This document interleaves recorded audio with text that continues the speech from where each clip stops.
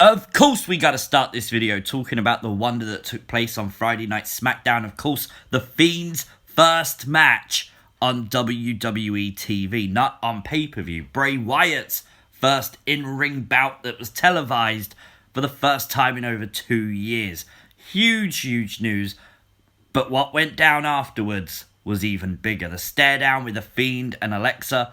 Alexa then basically copied the Fiend. She did the exact same movements that the Fiend would usually do and that he did. Again, showing that sign of a Fiend inside of her. We've also since seen Kyle Scarborough, personal friend to Bray Wyatt, the tattoo artist, who actually helped design the actual mask of the Fiend. We saw him tweet out a new piece of artwork with Alexa Bliss, and you can clearly see she has the eye of the Fiend. Again, adding fuel to the fire that Alexa is turning into this female Fiend-like character. Something that's just super cool to watch. The whole transition, the whole story has just been amazing. The match itself with Kevin Owens was done perfectly. Of course, this was the Fiend of old. This was the Fiend who didn't feel pain. He took everything Owens could literally dish out and he just stood straight back up. Stunner, absolutely no effect. Through the announce table, no effect. 2 super kicks, no effect. Everything Owens did, the Fiend just demolished him a little bit more for doing. And that's exactly what you want to see. You can't tell me if you watch that main event, it didn't grab your attention. But I do agree with the majority when I say that I think this is the end of that feud. I don't think this was a feud built to last. I think now all attention turns to Monday night and the draft.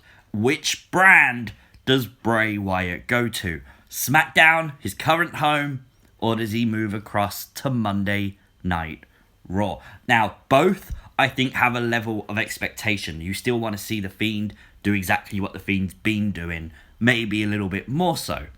And I think, as wrestling fans and theorists, we kind of have created an idea in our heads that Bray is likely to be moving to Monday nights, and I think that's fine. I think that's a really good shout for a few reasons.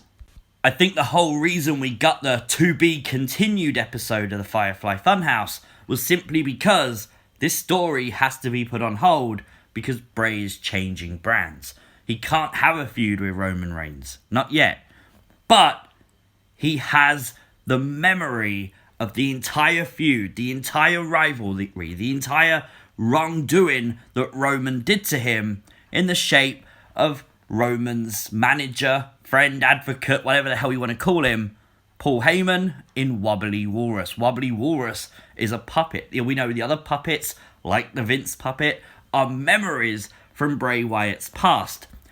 There's a reason he has got Wobbly Walrus, and it's because the walrus will act as a memory when the time comes that he eventually faces Roman Reigns. And when he does, that's when the to be continued storyline will continue. To be continued doesn't have to be the week after or the month after.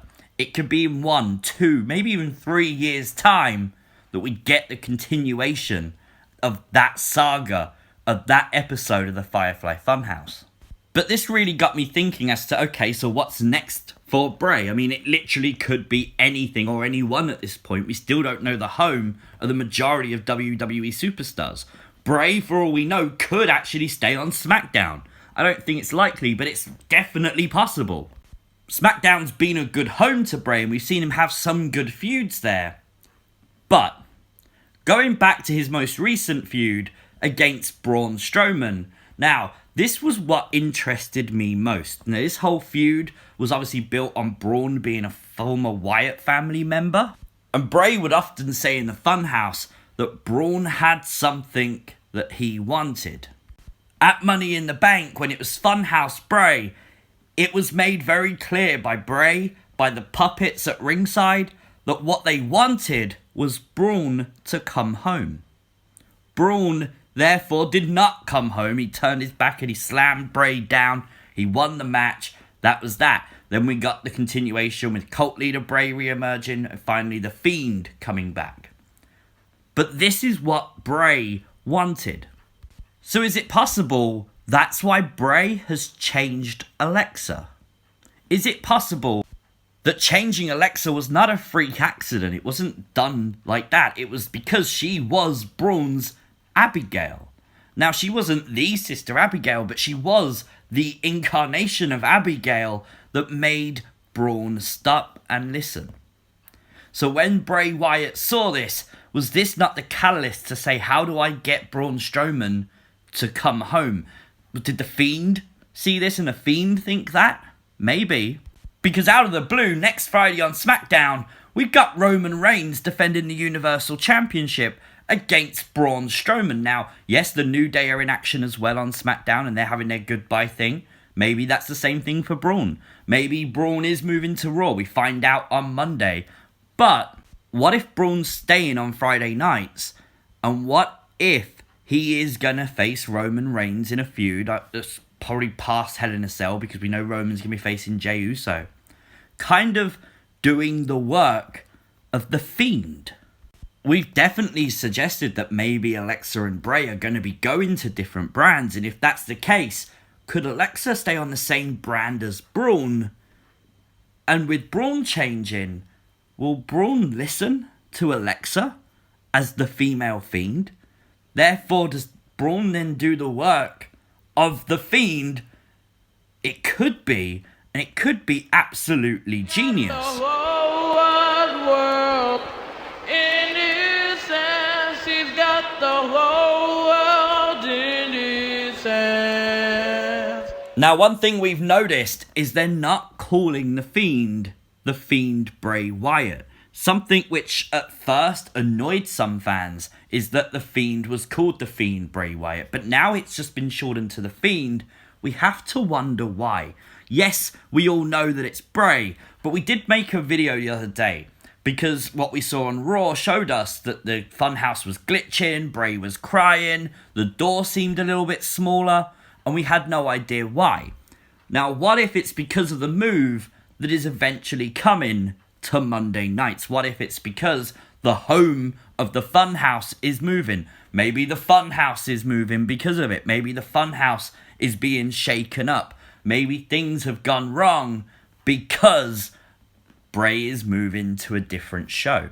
That is definitely possible. That could be a whole thing of Bray, again, leaving a subtle hint as to he could be going to Raw. He did actually say on Raw as well that he'll see Raw very soon. So is he then hinting again that he's going to be on Monday nights? Maybe. Maybe. We just don't know. Until the draft, we can't be 100% sure. I would say it's more likely Bray is on Mondays. But maybe if you're worried about that, that might not be a bad thing. Yes, we've seen Bray have some great matches. The Fiend have some great feuds during his time on Smackdown. But let's not forget, when the Bray was originally taken to Smackdown, there was news reports everywhere that Fox was never happy, was never a big fan of the Funhouse. They didn't understand the story. They was shocked by it. And if you don't understand something, you can't run with it. And we don't know how much of the Funhouse and how much of Bray's story, because that's all this is, how much of that could have possibly been watered down because of Smackdown being on Fox. If that is the case, and that has been something that's happened, then okay, yes, we think what he's done on Smackdown has been absolutely amazing, but what he could do on Raw could be even more special. Think about it. Bray has always told us you can't kill him under the red lights. The red light is always on when the Fiend enters. Raw is the red brand. Has Bray been telling us all along that on Raw, he's stronger? That's a possibility. That could be a little subtle hint that Bray has left all these little Easter eggs for, that when he's on Raw, things can go a little bit more crazy because Fox will not be sort of toning it down a little bit or making WWE make some minor changes that then do change the product. And albeit with the result of the draft, there are some big rivalries possibly waiting the Fiend on Mondays. You got Brock Lesnar, Aleister Black. We know AJ Styles is now on Raw. How about Randy Orton? If he stays there, that could be a really big feud. I think that's the feud everybody wants to see most. I know people want to see Black. They want to see Brock as well. But I think the one that people would want to pick over everyone else is Orton. And again, albeit with the results of the draft, there are still some big stories on Raw with like the Hurt Business, with Retribution, and even with maybe Kevin Owens if he stays on the red brand. There are some other stories on Raw that the Fiend could possibly sink himself into, and they could be huge for the Funhouse, for the whole characters that they're building up separately in Retribution and the Hurt Business alone. It could be so good. Raw could be this whole breeding center for the Fiend, and then once he's done on Raw, that is when you eventually put him back on SmackDown, or you move Roman Reigns over next year or whatever, and you do the to be continued, because like Bray Wyatt says, life is a circle and it all comes round again. So Roman Reigns will 100% come round again, but right now, the Fiend, the Bray Wyatt story may be totally different and on a completely different show. And I'm excited to see what's next. I hope if he moves back to Raw, we can get like the longer Firefly Funhouse episodes back. I hope there's more space in between feuds where Bray can tell us a bit more of the story. Hopefully we can get some more answers as to what the Funhouse is really all about. Obviously, we don't want to know everything yet, but there's some certain bits that I think we could maybe get some answers to. And obviously those big matches as well. Those big matches with maybe like Orton and Black. They could be potentially huge. But let me know your thoughts in the comment section down below. Let me know your thoughts on the whole Alexa Braun Bray thing in the comments as well, because that could be potentially interesting to remember.